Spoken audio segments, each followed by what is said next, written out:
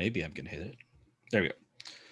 Okay, so this is the Dev Book Club. We are going over chapter 2 of the Refactoring by Martin Fowler. To me, this was a great chapter. I really enjoyed it, so I hope everyone else did as well.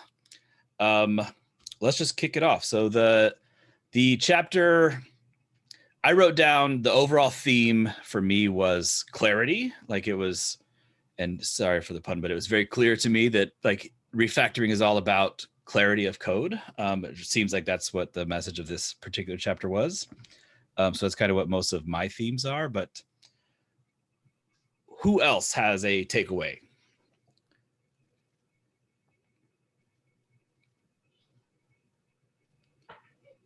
Go on, and I'll bite. Your word clarity, I wonder if anyone else feels that after the first chapter, this brings clarity to the how and why and what.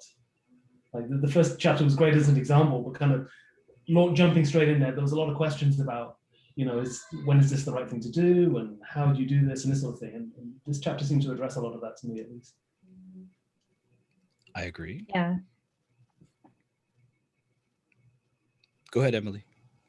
Oh, I was saying yes. I agree, because I felt like the first chapter, while it was making a few points about refactoring, was a lot of kind of getting you familiar with how they're going to illustrate the refactoring steps. But it was a simple walkthrough of what that will look like, so that when the examples get more complicated, you have a basis to go from. But then a lot more of the how your team would apply refactoring was in this chapter. The different ways that you could implement it, and he had opinions in different directions, but they weren't strongly held. It seemed like, well, you could do it this way or this way.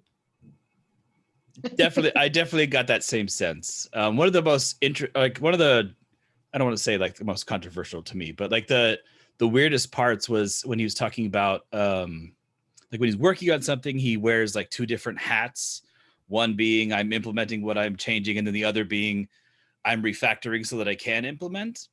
And to me, that felt really weird, like just like a strange way. It felt like a kind of an internal turmoil of I'm justifying the work or the time that I'm spending on refactoring just because I'm saying, oh, this is, like I don't really see myself when I'm working on something being like, I'm doing this so that I can, so that I can do my change. Like it's just part of the job, part of what I'm doing. So I don't know. I felt like that was really weird to call out, and I didn't really understand like why we would need to have some sort of like unwritten rule of, how like justifying your refactoring, I guess is what I was going at.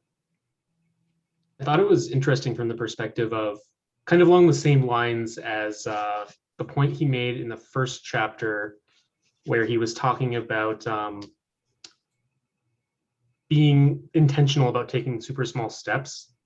I felt this was related in the sense that, when you're in the refactoring hat, you're being very intentional about, okay, I'm creating these changes with a guide towards making sure everything still works properly as soon as I finish this one small thing, versus when I have my other hat on, I'm intentionally adding new functionality.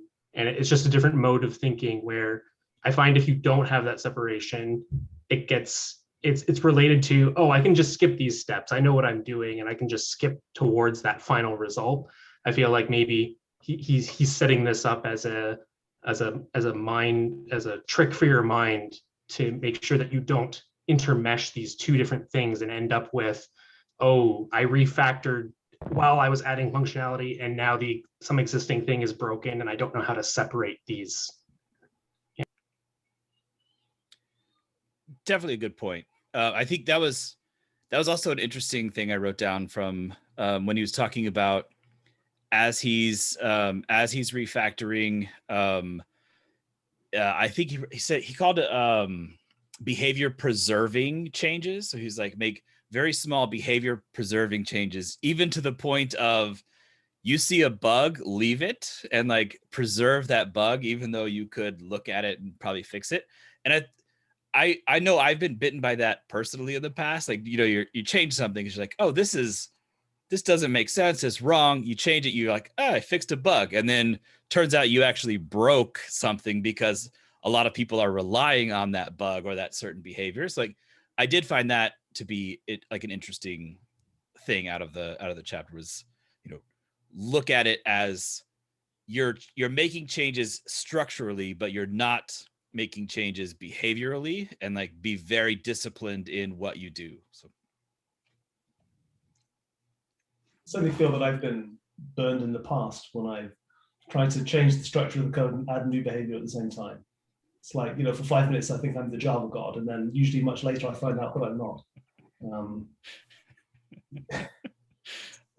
It seemed like he had made a point in the first chapter of separating that distinction, and then in the second chapter he reiterated it, but then kind of backpedaled on it and said, but actually I probably wouldn't do those as two separate commits, because the reviewer would use the context gained from the refactoring steps, and it wouldn't look as useful because you weren't seeing the code change at the same time, like the change that needed to be made at the same time as the refactoring steps.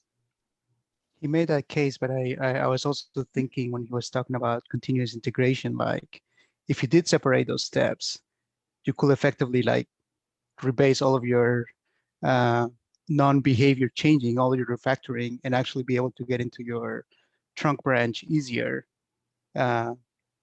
versus having them all over the place. So, and he does talk about the difficulties about that. And maybe we'll get there. We're just at the beginning, but yeah, I thought that was interesting.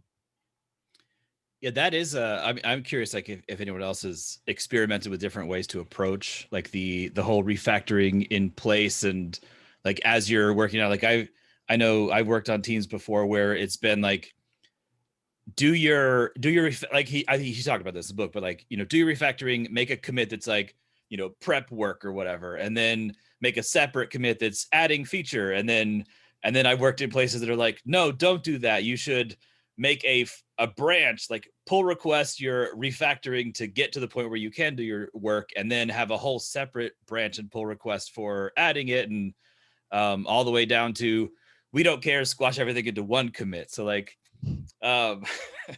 it's run the gamut for me, like experience wise, and I don't know that there's like a right answer necessarily. I think he probably was alluding to this as like do what works for your team, but curious, anyone else have thoughts or along those lines? I wonder, Jeff, when you did that on the teams that you worked with, like splitting it into preparation, refactoring, and then adding the functionality, did you find that ran counter to the argument he was making that refactoring gives you so much more insight about the code that you go in directions that you could never have seen before? I wonder how, you know, if the idea being that doing these things as close to the code as possible leads you into revelations that you otherwise wouldn't have had. Did you find that, or is that something you didn't see as a problem? I think it is kind of like it's subjective, right? I feel like it's really subjective in terms of, you know, the whole refactoring to where you can understand what changes you need to make is oftentimes subjective. So yes, I did find that it tended to become like more cumbersome. So you ended up with the whole concept of you know, like you spend any feature request that comes in or any ticket that you're working on, you like are looking for refactoring. Like it's like you're trying to get that first commit in, and that it may not be necessary. So I found that it really led to, I'll call it unnecessary refactoring work that was, and of course this is all like subjective, this is opinion, right? But like it's the individual who's doing the work is getting it to a point where they can understand it. But then it felt like because you said, hey, you should always have a refactoring commit, that people are like forcing, hey, what can I go in here and change? And that led to like the whole thing he was talking about where you're, I read like speculative flexibility. So you ended up at a point where you were doing work just to do work, so that you would have this commit in there that said, hey, I'm cleaning up the code, or I'm, you know, making it easier for everyone. And it felt like having a rigid rule around how you do the work is not the right way to go.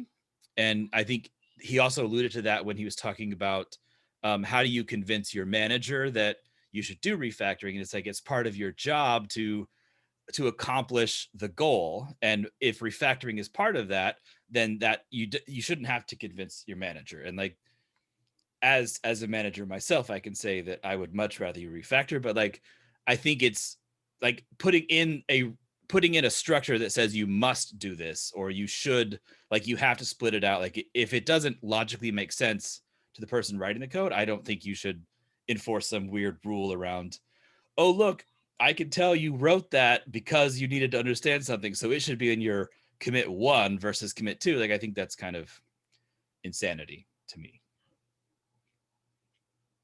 That was a long-winded answer, but hopefully it raises an interesting question for me, which Emily and Jeremy and Jeff, you've all kind of touched on, kind of when I'm thinking about my own work and the process for it all.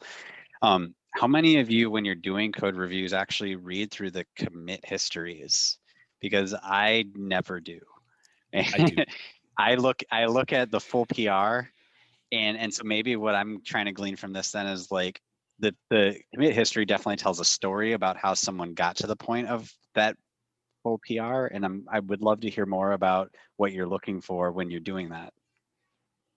Sometimes it's after a couple of comments have been placed on the PR, a new commit comes in. And so I'm looking for what is the diff that between what I already looked at and reviewed versus the new stuff. But sometimes getting that context of the order of the changes is helpful. A lot of the people on my team tend to make fewer commits, or they'll re-squash them. And so I find myself not being able to get that history that I need. I definitely look at commits. I look at like what, like a pull request comes in. One of the first things I look at is I look at that, look at how many commits are in this PR. Just from I just want to see like what is the amount of effort that it took, and like that's kind of leading towards the whole thing he was talking about in the book, in terms of you're working towards understandability, you're working towards clarity. So if you see like a ton of commits that are like trying this, trying that, trying this, I don't know, it's not working, fixing it, then that's like indicative that this code is kind of is a hot spot in the code base. Like how do you get around that? So as a reviewer, I'm looking at it from, hey, was this challenging? And then through that whole process, did you get to a point where it's understandable to you to make the change, and then also understandable to me as the reviewer to know if I was in this same position in the future, like does all of that make sense to me, and is that a worthwhile change history? So like it's not like a judgment thing. Like I'm not like, oh, it took you 10 commits to get here. It's more of a, what is the problem? Like, what is the problem that actually got solved? And did the progression make sense to get there? So like, there may be in step 3 of the PR that, oh, that actually doesn't make sense. Or like you changed something weird here. And how do I figure that out? Just without the history? I don't know. Like it's really hard to look at only the black box outcome of, you started here, now like we started at the bottom, now we're here thing. Like it's really hard to figure out without looking at the history for me personally. So I always look. And if you're using like git blame, or using your IDE, which shows the annotations of the commits, those commit messages are going to live for a long time. So for me, like even if I don't care if anybody else is reading them, I mean I hope they are, but they're for me to know why I made that change when I look back at it later. So I think the commit messages are really important in that sense, because they're almost like documentation for the code. If you go back and look at the git commit history alongside the code, so it tells you a bit more of the story and the history of why these changes were made. The other thing that we do at work, which is kind of we put the GitHub tag number in every commit, just so that if you have like 7 commits, you can kind of all tie them together and kind of figure out a story from there. So it's like, oh, okay, now this was put in for this feature. There's 7 or 8 commits now I got to go look at to see why it ended up like this. And that's presuming if you're not squashing them, right? So like, because if you squash them, then you just have like, I made a feature. Right. Or if you're squashing maybe not down to one commit, you're squashing to, you know, a handful or something. But Yeah, well, that's helpful for me to visualize, because it also ties back to the discussion about, like, should I have a PR that does refactoring and then a PR that does the work? Because we've had that conversations at work too, because I have looked at PRs where there's a lot going on here that doesn't seem related to the issue that I'm reading, that says, like, go fix this thing. And how did you get from this point to this point, and what I'm actually reviewing here? And so maybe that's like a reminder for myself to go say, like, oh yeah, you were doing refactoring work. Let me go look through your thought process here before, to help understand that. It's interesting you said thought process. Sorry, go ahead. Sorry, John. I have a counter to that. So, I mean, I totally agree that understanding the thought processes of the person who's asking me to review code is crucial. But I almost never look at the commits for that. Like, what I really hate is when somebody puts me on a code review, says, could you review this for me? And there's no explanation at all of what's going on, why they've made these decisions, all these sorts of things, right? And what I always try and do myself, when I encourage everyone else that I work with to do, is annotate the review. Like, in the description, tell me what you're trying to do and how, what are you, broad strokes, how are you getting there? And then add comments to the code. You know, I made this change because of this. Here's what I considered, and I didn't go down this path because of X, Y, and Z, right? Tell me that in the review. Like, if you give me that context, you're making my job easier, and you're making it much more likely that I can offer an intelligent comment. And don't make me go and dig through the commit history to try and understand, like, get into your mind and understand what's going on. So I mean, I definitely feel all the same concerns, but I often don't feel like I always need to look at the commit history to understand how the person who's asking me for the review has got there. So I think there's a balance there, right? So, like, it kind of depends on how judicious you are in applying the why to your commit messages. So, like, what you were talking about, Andy, is like, it's incredibly important. Commit messages should never tell you what, they should tell you why. So, like, if you're not at that stage, it's like, I go back and forth on this, like, depending on, you know, teams and culture of teams or whatever. But, like, so there's like the one thought process where just tie everything back to, like, an issue tracker and, like, let that be all the context. And that's one thought process. However, when you change your issue tracker in 5 years and, you know, pick a new one, now you've lost all of the context. Then there's the, you know, put it in code comments, which is, you know, another thing which no one does very well ever. And then there's put it in your commit history, and then there's put it in a PR. So, like, I also am, and I think I probably practice what you're advocating for, Jeremy, in terms of, you know, I open a PR if I know that there's something weird in there, especially, I'll go in, open the PR, immediately go in, annotate every commit, like, go into the file thing and just comment on it and say, I did this, or this is an area you should look at, just kind of as a helpful, hey, this is weird. I know it's weird. Maybe you could help me figure out why it's, or how to make it less weird. So I do that. However, the problem with that is it depends, like, how things get annotated, and depending on your emerging strategy or whatever, a lot of times the PR link between, if I'm looking at, like, the Git history in the command line, it's really hard to get that why link together, as opposed to if it is in the commit message, I'm looking at it, then I can just see it without any effort. So, like,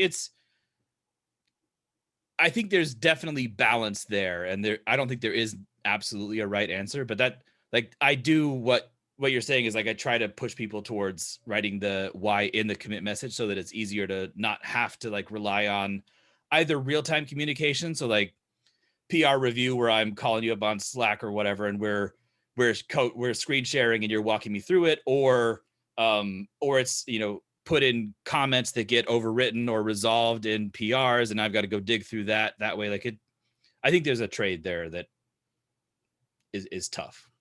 I wonder if they actually serve different audiences, though, because commit messages are typically there not necessarily for the reviewer, they're there for someone later who looks at this commit history, well, why was this change made? You get a quick understanding of that. The reviewer probably needs more context. Like, if you're looking at a commit log in a main branch or a release branch or something like that, you're probably assuming that code has already been reviewed before it's got in there. Therefore, the assumption is that the reviewer has considered in more depth all the different options. There's been that conversation, changes have been made, whatever, and then whatever the final result is committed is the product of how many minds have considered this. So I wonder if there's a different audience going on here. I think maybe the answer is all of these things are necessary, but they speak to slightly different purposes.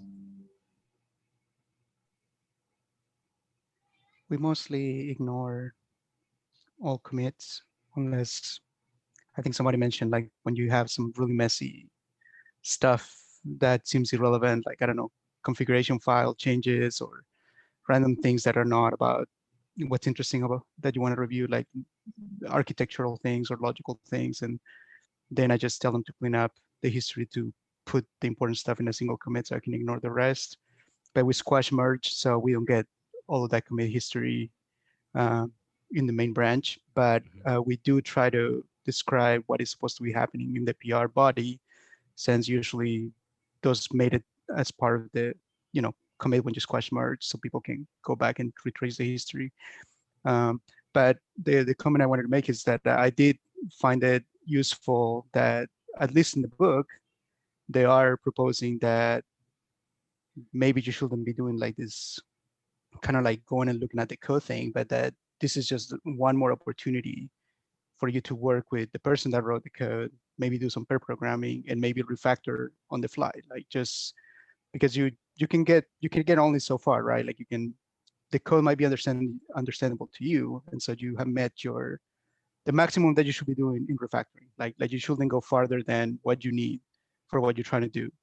But then you get the second perspective from somebody that has never seen the code before, and then you get a new understanding of like, oh, definitely this is kind of tricky. This is not as good as I thought it was, and there you get your second chance to maybe go a second round. And I don't practice that faithfully, but I do work with a small team, and we're constantly demoing code to one another and talking through the code and through the architecture.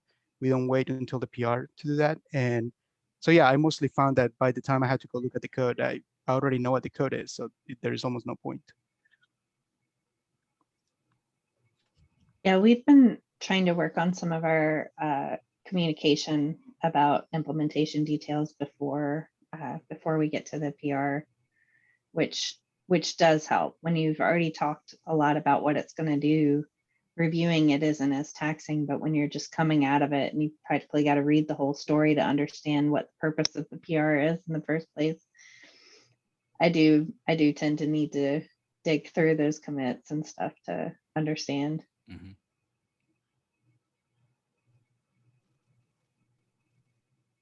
But yeah, I think you're definitely better to talk about it as a team, how you're going to implement it before you do it.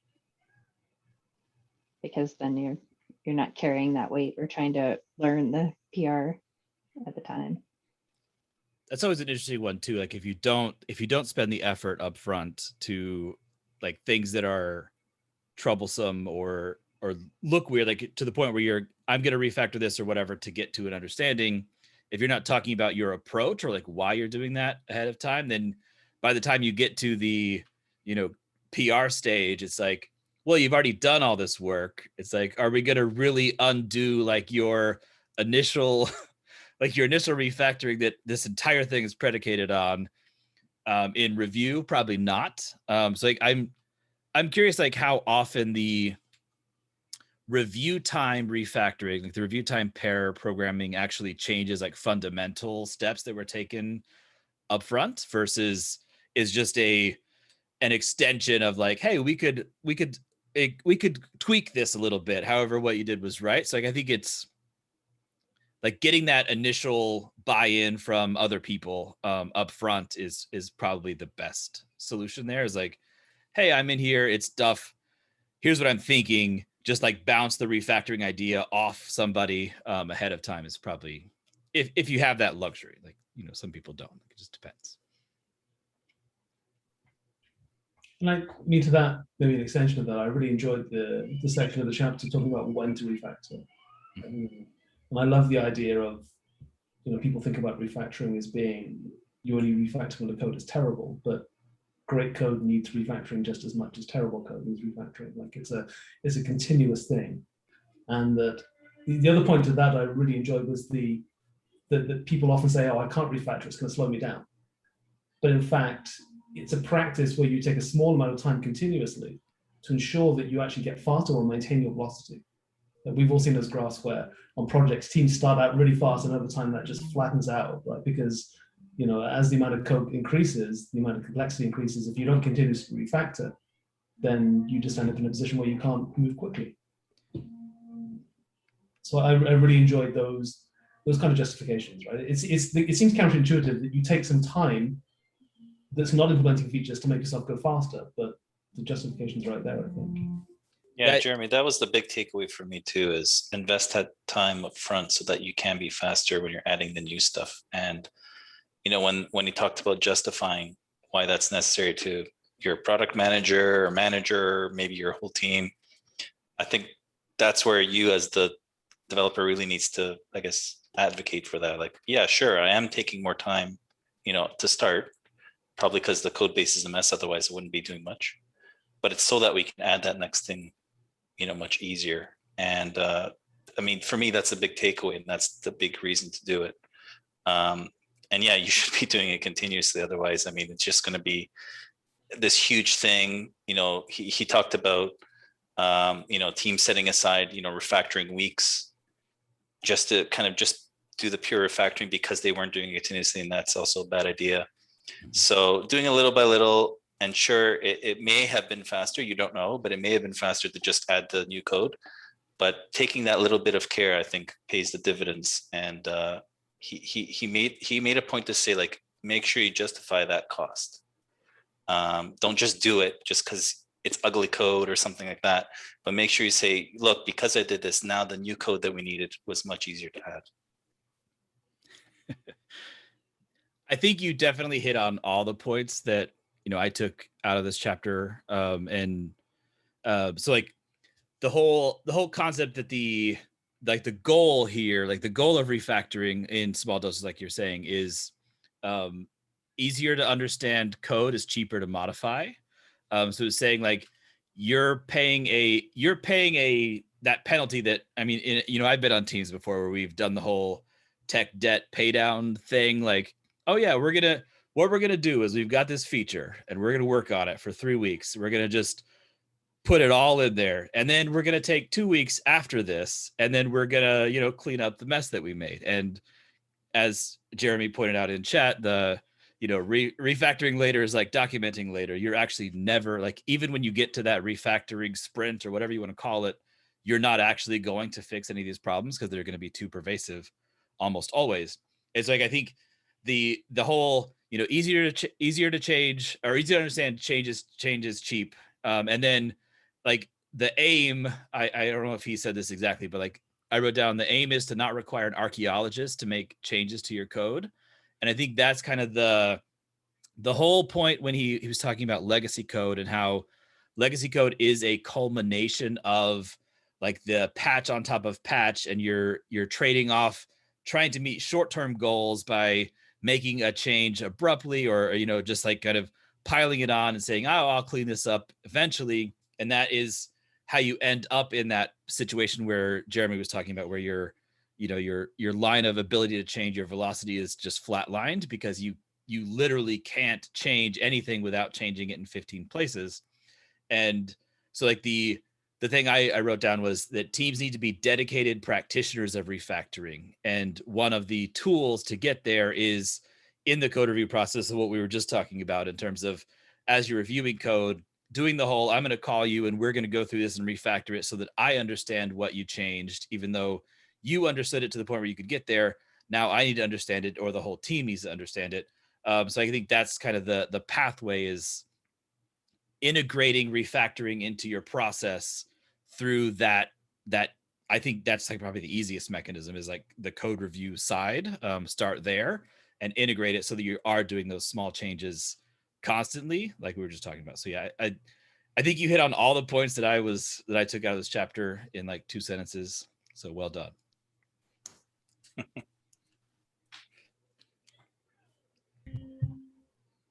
I don't know if anyone else has found this, with this idea of refactoring sprints or sustainability weeks, whatever you want to call it. I'm not against them as a start. Like if the team isn't doing anything, if it helps get the team to think about it and focus on it. But I think it almost implicitly says for this period of time, we care about quality and doing things well. For the rest of the time, we just care about shipping features. You know, it's if you don't move beyond that, then you're probably, maybe not in a good place. I didn't think about that. You're incentivizing, you're basically rewarding poor behavior or poor choices in the whole, hey, we've got these tight deadlines, we've got these short-term goals, get them done, and we'll always have room for these refactoring sprints, or we'll always have room to clean up later. And you don't actually, because it's probably exponential in terms of how long they need to be. Like it probably, when you first start out, it's probably, you can have a refactoring day, and then eventually you end up with refactoring month, and then you end up with refactoring year. And now that refactoring year is just rewriting the project, and it takes you 18 months. So that's probably accurate. I mean, I'm just making that up, but I would say that's like the danger is you're constantly just shoveling a huge pile that you're never going to be able to actually get through. So it's better to approach it from the small scale, in small pieces. And like he talked about the whole, like he called it like litter picking up. So like the whole, leave the campsite better concept, and then couple that with the speculative flexibility, like avoiding the idea of I'm going to make these changes because I know in the future we're going to have to do this, or we may have to do this. So let's add these extra parameters. And then you end up making it harder on yourself, is the same way that you're making it harder on yourself by pushing everything off to, next year's problem, or, as is customary in our industry, some other developer's problem, because you're going to leave before you actually have to pay down those poor choices that you made. Yeah. Nowhere that I've worked that said just finish it quickly now and we'll fix it later actually went back and allowed time to fix it later. Because you have a new it. You have a new it when you get there. Yeah. But even if It's you a were better allowed, sorry, go ahead. Oh, I was just making a joke. I was going to say that even if you were allowed, it also the whole idea of the context, like the reason why you're doing it yourself and you're doing it during code review is because there's no way that, I mean, if you have a significant size team, well, let's say they're still small, let's say 4 developers, the amount of code that you can produce that you might not keep the context stuff by after 4 weeks or something like that, it's just difficult to go back. So then you're truly doing just refactoring for the sake of refactoring, not because it's going to make the code more understandable, but you're just like picking random things to clean up just because you have a sprint to do it. And so you might as well utilize the time. That way they don't take it away. But yeah, it's not useful. Like to me, it all felt like, I think with refactoring, what you were saying, Jeff, initially, like, I don't understand why people have to justify that. Like, that's just how we work. But to me, testing has felt exactly the same way forever, but teams still have to justify writing tests for their code even today. So I think it's just all this misunderstanding about that this is just the way that we should be working versus a nice to have or something extra that you do if you're really awesome or whatever. I mean, it's all part of how we have applications that can actually change without us breaking everything. It's that simple. I don't know how many of you have worked restaurant jobs before, but for some reason, this is striking like a very significant analogy for me, which is that when you're really busy in a restaurant, you're producing a lot of food and you're like all working in the kitchen, working really hard, but you're also making a huge mess in the process. And it's almost as if like, if you say I'm going to refactor later, if you were at a restaurant, you're just like making that mess and never cleaning up. And eventually it's just like filthy in there. You've never done dishes. People are leaving. And it's the same idea where like, you really got to like, you have to put in periods of cleaning up that mess along with the work as just a regular process so that you maintain a clean kitchen, a sanitary kitchen, et cetera. It's kind of the same idea for code, I think. Totally agree. And being the dishwasher is the worst part of that whole scenario that you outlined. Yeah, I think some of this is, he talked about comprehensive refactoring or comprehension refactoring. It's like refactoring for the idea of understanding. And I think like that's probably the ticket for figuring like like getting away from the whole like we'll merge this code and then we'll clean it up at some future state. Like whether it's we'll just merge it, we'll put in a ticket, or it's worse and we'll merge it and forget about it until next time. Like I think the whole idea of that heuristic he said, which was ask yourself, like if I have to think about this code to understand it, like if I'm opening something and I'm like, oh, I have to, I'm challenged, it's a challenge to understand what's going on. That's when you want to do the refactoring. So like use that as your metric. And so it shouldn't be about like deadlines in terms of like you need to get features done. It should be more about like how often are we touching this code, and then how hard is it for us to understand this particular piece. And so he touched on the idea of, like the refactoring for refactoring's sake, in terms of, don't just go in and look at something that you're never in this file, or you're not dealing with it, so there's no reason to change it, even if it doesn't make sense. Like if you can think about it from a input output standpoint, great. Like use that and like ignore it, and like so don't go through the effort of trying to clean up a mess just because there is a mess. Clean up a mess because it is preventing you from adding a new mess. So I mean, not really, but like clean up a mess because it's preventing you from making a change that you need to. And then that gets you to the point where you're not stacking up dishes on the line while you're trying to cook, or you're trying to make burritos or whatever you're doing, right? So you're not sitting here just piling up a bunch of changes that do eventually get to the point where you've released whatever you're supposed to be pushing out, but you're doing it only for the ability to do it. It's like you're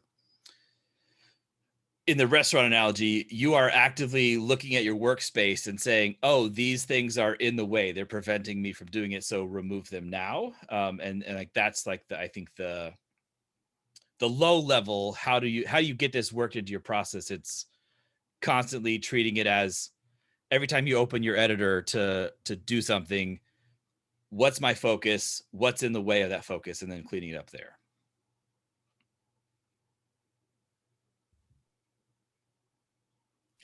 Really interesting approach. And I definitely, I heard a talk a few weeks ago that advocated this.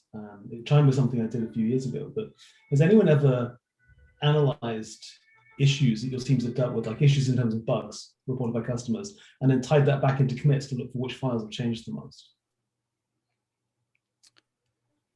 I did it. So I had a couple of years ago, I threw together a rough script that pulled issues by team, and then looked at the commits, and then found all the files that have been changed, like the number of times each file had been changed, and then tried to draw up a list of, for this team, here are the files that you changed the most in bugs that have been reported by customers. That can be an interesting way of trying to understand hotspots in the code. That is, I know I've seen various tools that there's one called like Git Prime, I think, or Prime Git, something like that, that would look at like commits and look at files that were changed, how frequently, and then even, I mean, I think it would go as far as like which developers are changing which files, and like that's a way to try to analyze how do you share knowledge better, which I think is probably along the same lines of like what are the actual problem files. And so I guess the theory would be, the more you're changing something, the more likely it probably needs refactoring, because you're changing it so often that it's crucial in terms of as a part of your code base, but also B, in terms of people are having to change it a lot, which means there probably is some like lack of understanding, or you have some weird fight going on between multiple developers where they're like, one person understands it one way, another person understands it a different way. So each time you go in and do this process we're talking about here of refactoring it to understand it, you basically revert the other person's changes all the time. Like I think that's a danger with this whole process is, given a team that is touching the same areas, you could end up in a situation where it's like, if you never talk to each other, you're just understanding things slightly differently, and maybe both of you are right, but you should resolve it in one way. So that would be an interesting tool to see like how heat map, or how you like map changes to requests, and then to actual like churn of the code. I think that would be cool. I've never seen it work though, personally. And in the stuff that we've done in the product that I work in is we've literally just looked at, you know, issues, customer reported issues. So there's a whole other bunch of changes, which is like people are changing files as a result of feature development. We haven't even looked at that at all. But I don't know, it can be one way of helping a team to understand what the problem areas of their code are.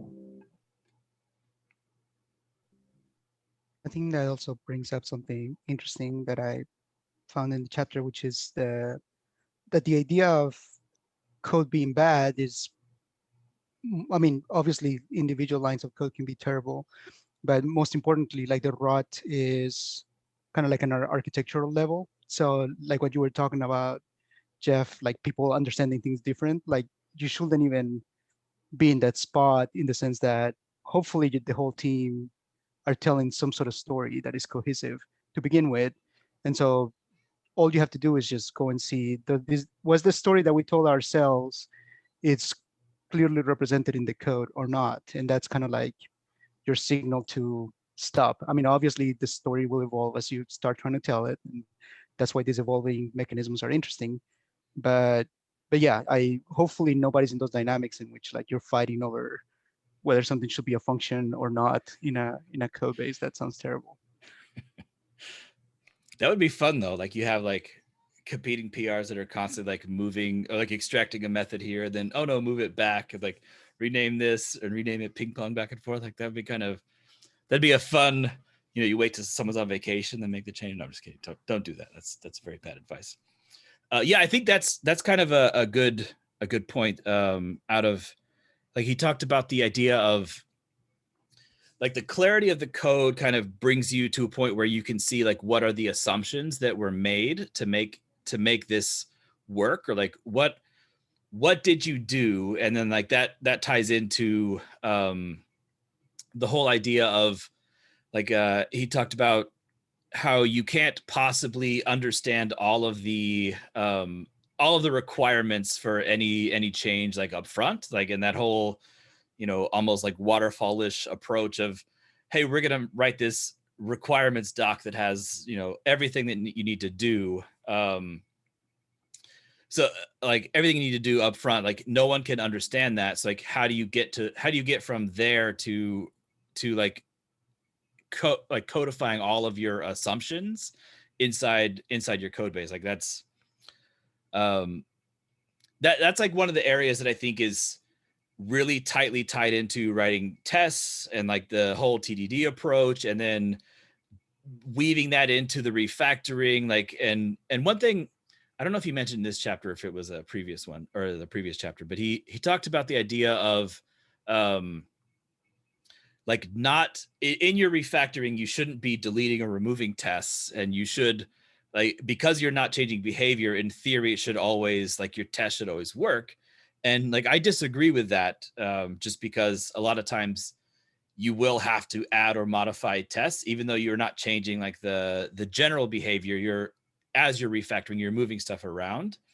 So I think like that's the first point of that assumption clarification is within your testing, it needs to be really clear where that is in your like your PR space. Like that's probably a good place to do what Jeremy was talking about earlier in terms of commenting, you know, any weird assumptions that you made.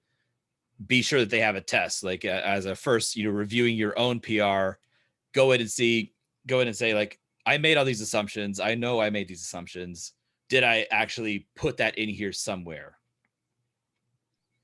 I think I'd throw in the caveat for that changing tests is almost like a last resort in my experience. It's if a code change necessitates a change to a test, you should be able to articulate why that change was necessary, and it should definitely be mentioned in that PR, because of course tests can be bad. If it's a bad test and you change it because it's a bad test, and you are testing a new scenario, I think that's one reason that you should make that change. But also, if you're changing something and it broke your tests, and you're having to change that test as a result of that, because generally, right, we're taught to like understand that if you change something and your test failed, you broke the app. But in this case, you're actually having to articulate why you had to change the test because the test was bad, or the scenarios and the behavior of the application changed that needed to necessitate that change to the tests. Is that coming back to the two hats again though? Because at that point, you're not running refactoring, right? You are changing the behavior of the code or changing the behavior of the test, which is the other hat. I don't even know. Someone needs to write a book talking about the other hat.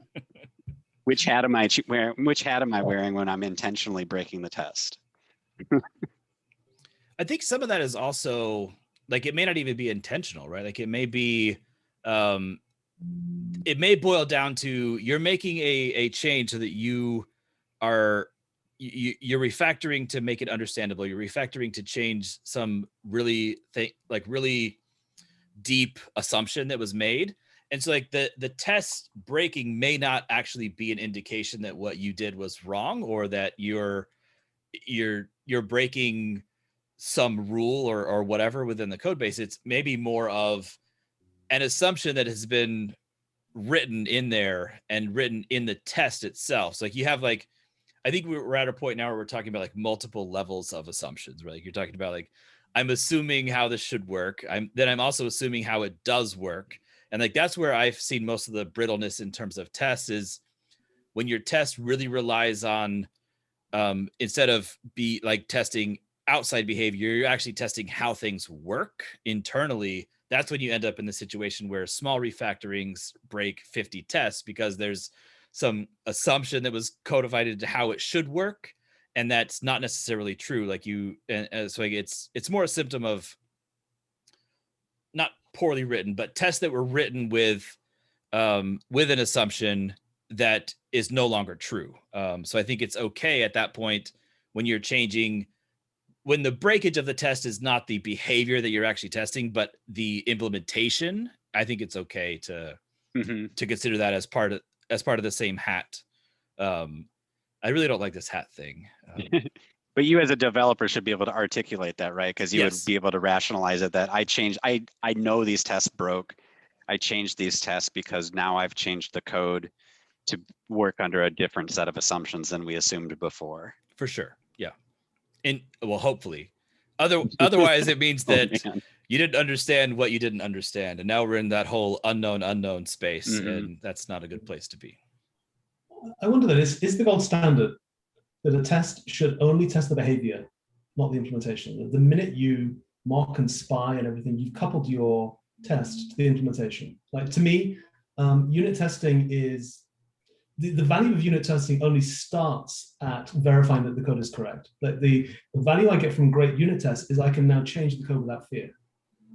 And as soon as I've coupled my test to the implementation, I lose that ability. All I'm doing is verifying the correctness of the behavior. Absolutely. I think there's like I gave a talk years ago about the whole like test-driven development. And so like you start with nothing, and then you actually develop interfaces with tests. But the problem with that is in the process of going through that red-green refactor and like specifying every possible scenario in terms of messages that are passed between objects, you end up really testing the implementation. So you're like testing your own how you build something versus how it should be built. And that sounds really dumb, but like there is like a nuance there that's important. And I think it's like what you're saying is when you end up in that situation where making a small change for, moving a method around and a bunch of tests break, it's because it was written at the wrong level or to focus on the wrong level. And like, so like the whole trap of mocks and spies and doubles and whatnot is that you often end up over engineering your tests in terms of they know way too much about what you've written in the code. Like they're just too aware of how things work internally, and they shouldn't be, to be useful in this context anyway. I have one other thing I wanted to bring up if you'll humor me, but we're all here to humor you, Jeremy. Thank you so much. Thank you for massaging my ego there. But towards the end of the chapter, he talks about the opposite situation, like where you've got code with no tests at all.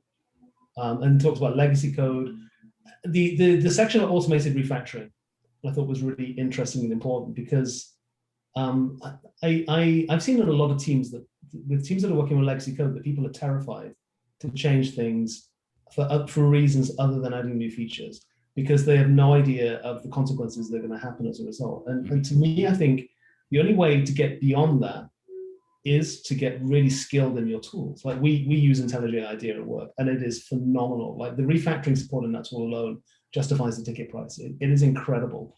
And I think, personally, I feel every developer that uses that should have at least the 5 basic refactorings like burned into their fingertips. Like you should be able to mash those out on the keyboard without even thinking about it. But I don't know, has anyone else come across this idea that, you know, if you can do the extract method refactoring using the tool, you don't necessarily need to have unit tests? Like, I guess the theory I'm going at is that in a legacy code base, the initial steps can be done entirely with automated refactorings. Like you can do the extract method, change variable name, extract variable, parameterize argument, all of those things can be done automatically. Once you start down that path, people get more skilled, more confident, then you can make the changes, as well, Martin Fowler talks about Michael Feather's book, you know, that allow you to put a test in place and then you can go to town. But maybe the initial steps in getting people confident is leaning on the tools to do it for you. And I think he makes that case himself. He says at the very beginning, like there is no other option. Most often you have this mess of spaghetti mess, and you're gonna have to figure out how to pull at least one thread. And in that process, you're probably gonna have to do some blind refactorings. And if you're lucky enough that you can do all of those through your automated tools, then that's awesome. But sometimes you're just gonna have to go blind and be very careful. But yeah, that's kind of like there is no other option unless you get lucky and you find one of those cracks already, and then you can inject yourself in there. I think the thing there is, and you know, that Michael Feather's book is a whole other book that we could discuss in another setting. But like, I think the whole, like, yes, I agree with you. The, you know, tools like IntelliJ's tools, like all the like PHP storms and Ruby mines and everything that do like support these automated refactorings are great. The only thing that I would say there is like, you still have to know which ones you want to apply, right? Like you can't, yeah, sure. Sure, it can extract a method, but how do you decide what to extract? So you have to be able to understand that danger in the legacy code is what you're talking about, in terms of it is often so pervasive that, you know, you could look at it and yes, your tool can make it fairly trivial to find the duplicated lines and extract the method and like update the places where it should be called, like it, and they do a great job of that and come a long way from my days of doing it with Vim and, you know, breaking everything all the time. But so like they're great. However, I think the key in legacy code bases is you are, what Gerardo was saying is like, you are going to introduce you are going to have to break things. Like you, in order to do the refactorings to get to the point where you can have seams to work on. But I think the important step there is what we talked about, is do the minimal amount of work to introduce a seam, then add a characterization test at that point that kind of says, hey, I've introduced this seam or this seam. This is my understanding of how it should work. This is a logical separation. Write a test that tests that whole behavior, not just a small piece. Like you end up a lot of times, like in my experience working with legacy code bases, you end up writing very brittle, very high level tests first, just so you can get to the point where you'd be able to pull out a smaller piece and then write a smaller test for. And like that I think is the process there that works. And that book definitely talks about this in more depth. But yeah, I think I agree the tools are great. But I think you still, it's just like anything, you still have to understand why or when to apply the tool, even though it makes, you know, renaming things really easy. And I agree to a point. And I think you definitely need to know the theory, you need to know where you're going. But if you're looking at a method that's 300 lines long, and you have a junior developer on your team who takes 10 lines and extracts it into a new method and gives it a name, and then they say to you, you know what, I leaned on IntelliJ, did this all for me. I think at that point, doing something is better than doing nothing. And if we take the the viewpoint earlier that the refactoring is an incremental step, right? It's I've extracted a method and I've put this into a PR. That's not the end of the game. That's just the start. Like we're in this for the long haul, right? Even if it takes 5 years to fully break down this monstrous class, the only way you can do it, like a colleague of mine said, a very droll German colleague of mine said the other week, he's like, do you know the joke? How do you eat an elephant? So, I don't know, one bite at a time. It's like, oh yeah, and that's, I think that it's the same thing in legacy code, right? It's that if I'm trying to, I don't know how, but I'm trying to get people to get this attitude of every time they have to change the code, do something to make it better, even if that thing is only just to rename a variable and give it a better name or extract a method or whatever it is. And if you can get confident and comfortable using the tools to do all that for you, to me, that's step one, right? And then there'll be much more later on, but we've got to get people comfortable in using their tools to do these things for them. And if you really can't add a test, it shouldn't be an excuse. It shouldn't be not an excuse. It shouldn't be a reason to not do anything. Yeah, I don't think we're disagreeing there. I think we're agreeing that that's like the goal, right? And go ahead. But there are some weird things that the IDE can't detect in some legacy code bases. Like we have a lot of stuff that it can't realistically tell us, is this an unused method? Because there's some old references to that method in a minified JavaScript class somewhere. And it's just, there are those types of things, but I do agree that you do have to start somewhere and you've got to find those easier pickings to make it better, because the longer you sit there and think, well, I've got this 5,000 line piece of code and it's doing all this crazy stuff that I can't control. So how you've got to start somewhere and you've got to make it a little bit better incrementally at some point, because if you just keep fretting over it, you get nowhere. Maybe just like that. Sorry, I was going to say maybe that's the role for, assuming we're all senior developers. For senior developers, is that if you're working with somebody, it's like, we know that in this code base with this tool, here are where you're going to find the boundaries, right? And within those boundaries, we should be doing things to make things better, even if we don't have a test for it. If we can lean on the tools to do it for us. But the demons are over here, right? I think what Jeff is getting at is there's a certain level of like pattern recognition that develops from doing the process of refactoring. Like you start to recognize what in these big, massive like legacy files, you're starting to recognize like trends, and you're like, oh, I'm seeing this and this and this, and you start to like, I think you kind of have to go through the process first of doing it yourself to kind of like, let me just pull this out and see what happens and kind of go through this process. And then as you build that skill set and you start to see it more and more, you can kind of like evolve, if you will, into understanding those automated tools and how you can do that in a more automated fashion over the course of having done it. And that way you can kind of like do that automation and see it and as more of a verification step.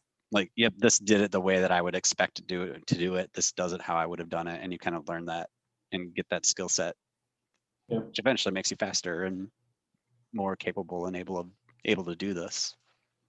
Yeah, I think it's he talked about the whole litter cleanup refactoring concept, and I think that's what we're discussing as like a first step. Is you're in a huge method, or you're in a huge class or whatever, and where do you even start? And that's, you find the small things, like rename a variable, like the very smallest changes, and that gets you the confidence to where eventually the smallest refactorings are going to get to a point where now you can put a mental model around how that entire method works. And that at that point, that's when you can write a test and do the much deeper refactorings that the tools can provide as well. But they're now, you have to get to that point where you understand the whole thing that you're looking at refactoring before you should delve into the depths of changing things. So I think, I think we're all saying the same thing, just slightly differently.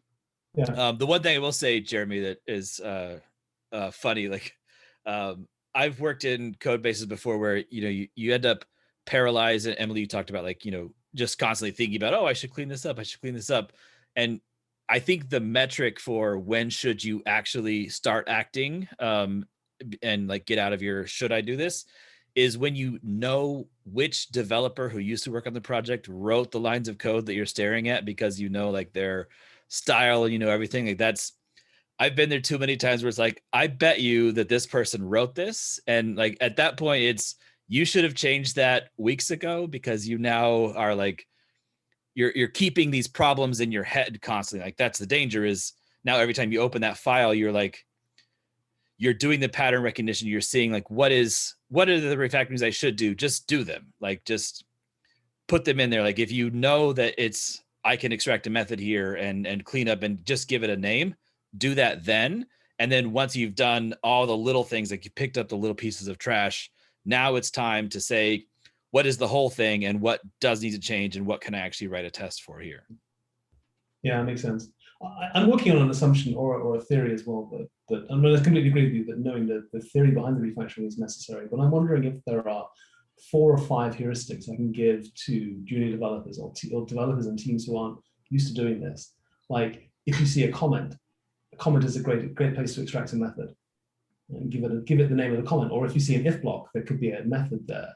Those kind of things, or when to rename a method or a variable. Well, probably whenever you like, right? Whenever you see a better name, and couple that with, and here's how you automate it, how the tool does it for you. And even if you just start there and try and build a culture where every time someone is reviewing code, they're like, show me where you've made an improvement. To begin with, like, I mean, this is baby steps, obviously, but I think that's the way forwards. I think it goes back to that question of like how do you get to or how do you tell a junior developer who's not exposed to this, yet? Like, how do you get them on this path? It's, and this is going to be really frequent for someone who's new to a team or new to programming in general. Like you're going to look at it and it's that whole, did you have to think about it? So like, as you're reading it, did it take you a second to compile it in your head to figure out what it does?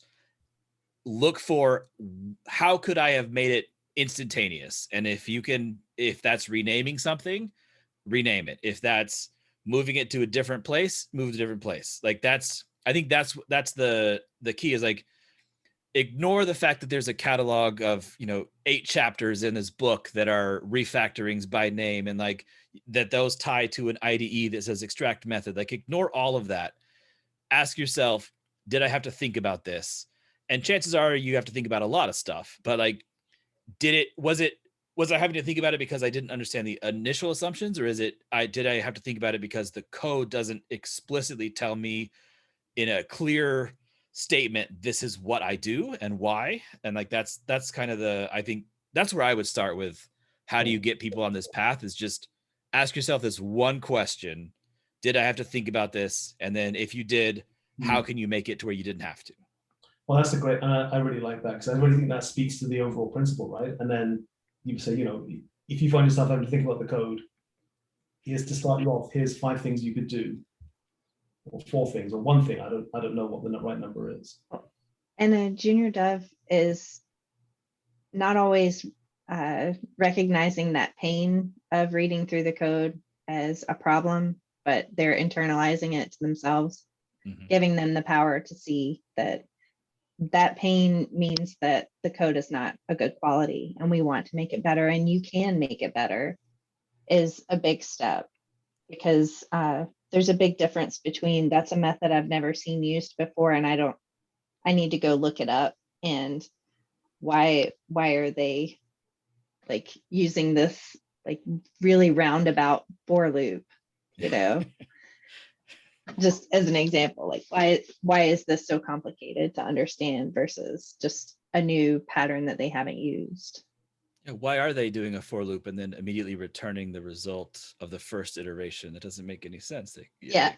Like that kind of thing. And that's like experience, right? Like and I think like answering that question of was this complicated to understand initially is like how you get past that whole confusion state.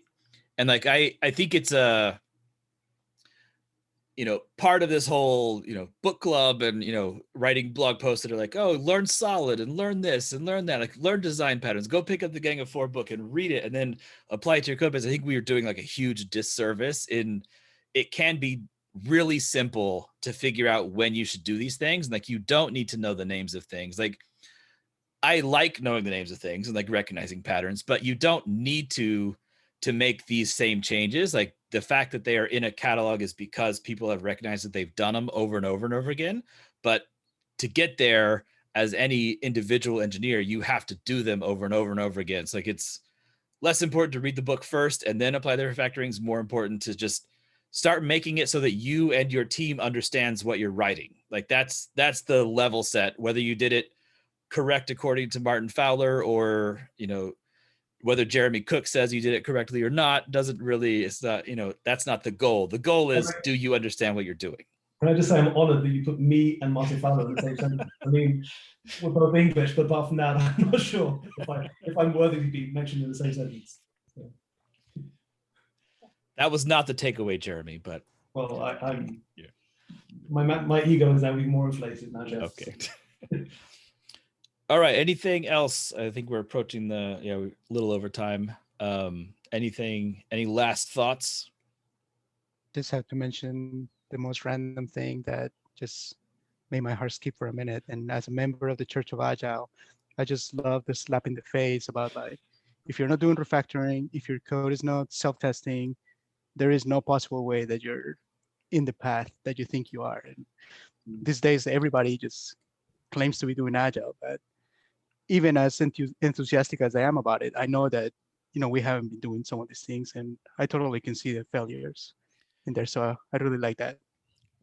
One of the domain names that I let expire out of my collection was scrumbuttalliance.org, because like, and everyone's like, oh, I do Scrum, but I do this, and like, it's that whole thing that they talked about in the book of you're Agile in name only.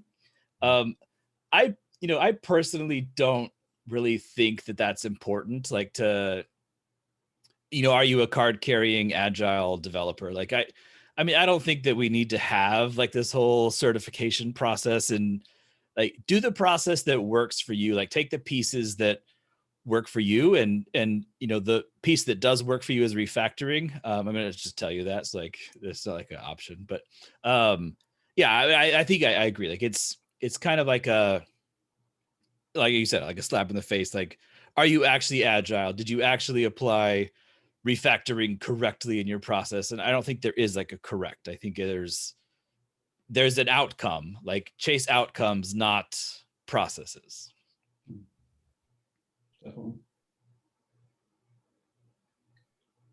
All right. Well, thank you everyone for joining, participating, and listening to me ramble. I appreciate it. Very insightful. I love the discussion, love the book. So thank you all. And I will see you not next week. I think we're off next week, and then the following week. So 2 weeks. Chapter 3, you have 2 whole weeks to read it. So don't procrastinate like me and read it earlier on the porch. Like, just, okay. All right. Have a good evening, y'all. Yeah. Thanks. Thank you.